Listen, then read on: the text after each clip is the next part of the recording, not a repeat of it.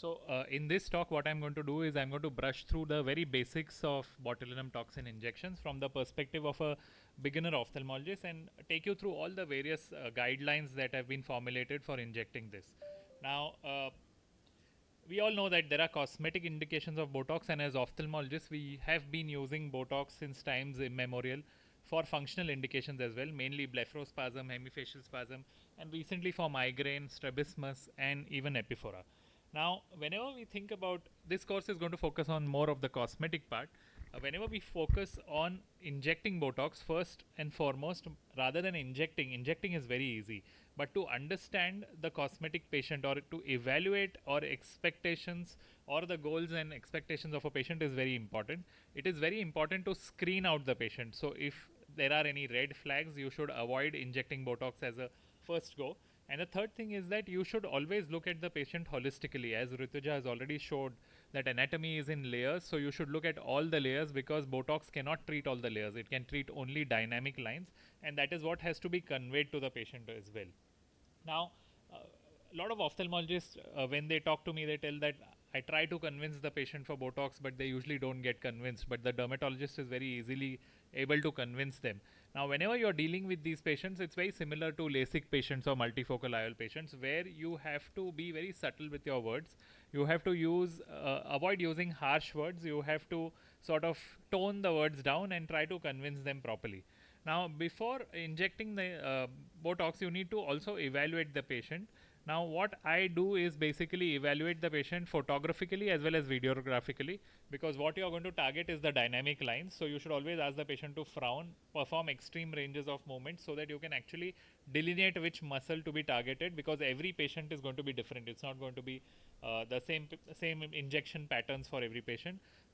A particular patient might have more eyebrow problems as compared to the crow's feet, or more forehead problems as compared to the other area. After this, to make the patient comfortable, because you want the patient come back to you again and again, you should always apply a numbing cream. So this is nothing but a mixture of prilocaine and lidocaine. You apply it on the skin, keep it at least for 30 to 45 minutes. It penetrates the skin and numbs the dermis and epidermis, so it causes numbness of the prick. The injection is a little painful, but the prick pain can be avoided by applying this EMLA mixture. Once this is done, you can even apply a adhesive barrier. This barrier tape helps in perfusion faster. So if you are in a hurry or the patient is in a hurry, then you can use this occluder film which comes with the numbing cream, and then keep the patient with the occlusion cream. After this, you have to always mark the points. So to mark the points, you need to know the location of the muscles. Now, if you know, we'll focus on the periocular region. The major muscle is the orbicularis oculi, which mainly is targeted for the crow's feet and the eyebrows, and then the eyebrow depressor muscles in the center, the procerus, the corrugator, and sometimes the depressor supercilii. And in the frontal region, the frontalis muscle. So once you know the anatomy of these muscles, where they origin, where they insert, and how strong they are, you can titrate the dosage of your injections. Now, there are multiple toxins available in the market, especially since the patent of botulinum toxin, which was owned by Allergan, has expired. There's a slew of companies which has come, like Nabota, which is a Korean company marketed by Dr. Reddy's lab. We have Dysport, Xeomin, and a lot of Indian companies like CX and Stanox now, which are cheaper than the original variant. The effect is variable, but is suitable for patients who are on a tight string budget. Now, there are consensus guidelines if you go and look into literature, which have been given by the in the PRS journal in 2004, and recently even in Indian consensus guidelines have come, where they exactly tell you how to dilute the injection, how to store it, how to achieve the normal concentration that you want, and how to handle the injection. Usually, once you reconstitute Botox, it should be used, the label says that it should be used in the same sitting within 24 hours. But we have achieved success by even keeping it in the refrigerator for even 1 month with a little bit of reduced efficacy, but it still works. One thing which you should always have is a patient chart. So if you have a patient chart, if the patient comes back to you again and again, this helps because you know exactly how much units you have injected in which muscle. And if the patient is happy with that pattern, you continue the same pattern. If the patient says that this pattern did not work very well, you can modify this pattern and sort of suit it according to the patient's liking. Although Botox is a cosmetic procedure, consent taking is very important. You can find these consents online. You can find them, even AIOS has a consent for Botox now. So consent taking is very important because these patients have very high expectations. So you should always be safe medico-legally. Now, coming to different indications around the periocular area, the easiest to start off is the crow's feet. So, for an ophthalmologist, crow's feet can never go wrong. Now, when you think about the crow's feet, basically it is nothing but the orbicularis, which is a sphincter muscle which runs all around the orbital rim.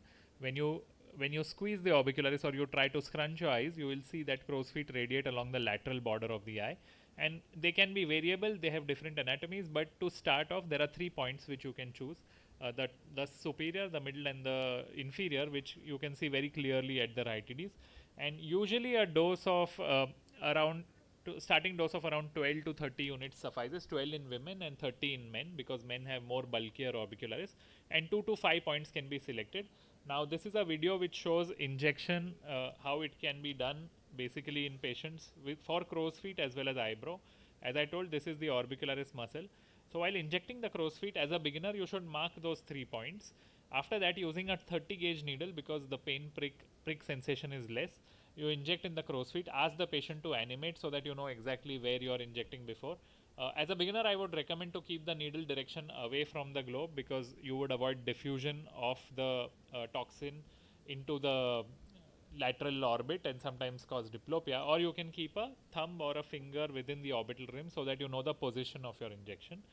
Once the crow's feet are targeted, then you can shift your attention towards the eyebrow. So in this patient, we have done 4 injections, but you can extend even more depending on what effect the patient wants. Following this, in the same sitting, because usually you would not inject crow's feet in isolation, because it also changes the eyebrow position. Now, this is the corrugator muscle which is being injected. Now, if you observe closely, my thumb is below the orbital rim.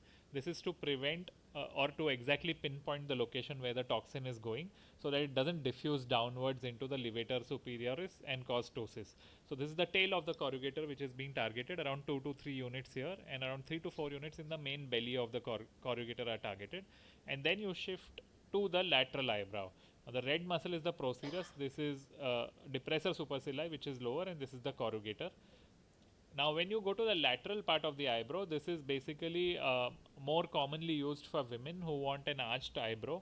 So, this is right in within the, sometimes you have to go within the hair of the eyebrow as well, because they want a lateral arch. So, 1 to 2 units at 3 points to lift the tail of the eyebrow works very well. At this point, sometimes you also have to inject in the frontalis muscle to prevent spock formation.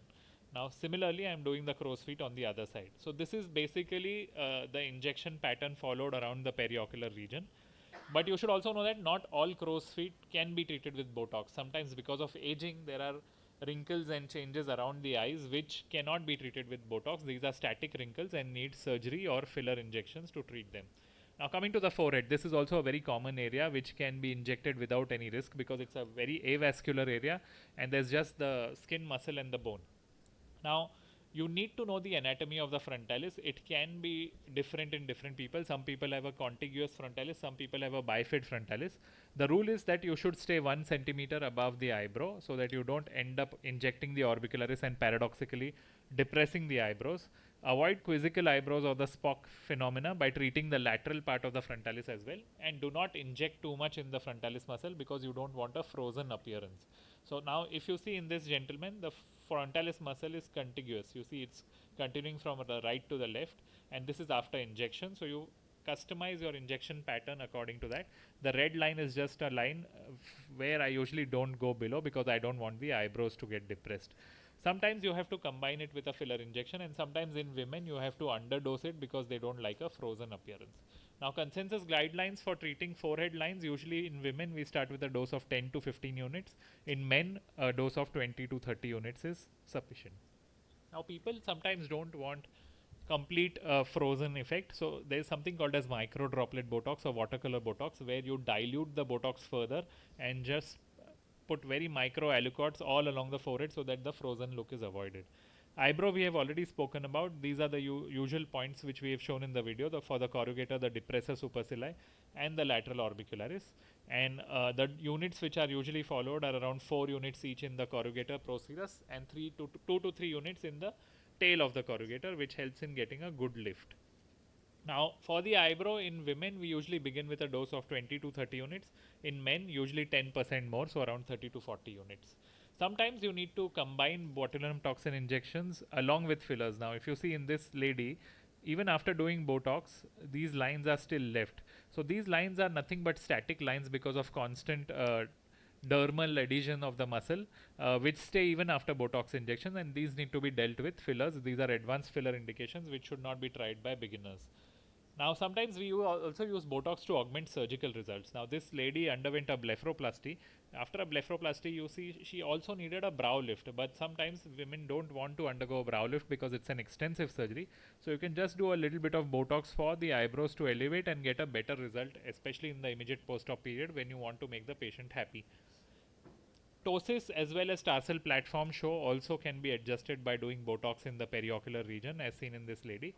And last but not the least, we all know that Botox causes ptosis, but it can also be used to treat mild ptosis. If you see in this gentleman, if you inject Botox very close to the lash line, what it does is it causes paralysis of the pretarsal part of the orbicularis so that the LPS can act unopposed and can cause elevation of the eyelid to a tune of 1 millimeter. Last but not the least, you should always call your patients for follow-up at 2 weeks, especially if you're injecting them for the first time, because sometimes you might end up with something like this where because of unopposed action of one of the muscles, you might get a quizzical look or a Spock phenomena, which can be very easily adjusted by just putting one unit in the superior part of the eyebrow and get a good result. Eventually, the aim of Botox injections is not to have the same expression for each expression. You should customize it so that the patient can maintain their original expression, but at the same time get good results and good outcomes from the injections. Thank you. Thank you so much, Dr. Adit. Can we have the next speaker's talk, Dr. Pallavi's talk, which is a pre-recorded one? Dr. Adit, what do you see as far as a beginner is concerned? What we learn is that it's always better to give the minimal amount of units to begin with, and then step up gradually. Call the patient back after 2 weeks and gradually see what suits the patient and what not. What is your say on that? Correct. So when you're beginning injections, you should always begin with the least possible dose. And then you can always add it on, because you can add on, but you cannot reverse it. Once you do Botox, for 3 months, the patient is going to stay with that result. So it's always better to start slow and then usually call them on 2 weeks so that you can adjust, add on more dose, or even titrate it according to your or the patient's needs. So always better to be starting slow. Yes, so this must be for the new patients that come to your OPD. For those patients you have already charted out. Once you have a chart, then you can just go and follow the chart if the patient likes, Right. or if the patient doesn't like, then you have to modify the chart. So the charting becomes very important in all The scenarios. first charting is very important. And for the filler that you inject in the glabella region, do you prefer something like a Volbella or a Volift? Or So it's very variable. I don't actually prefer any filler. If I have some filler, I use it, except Voluma, which is thicker or denser.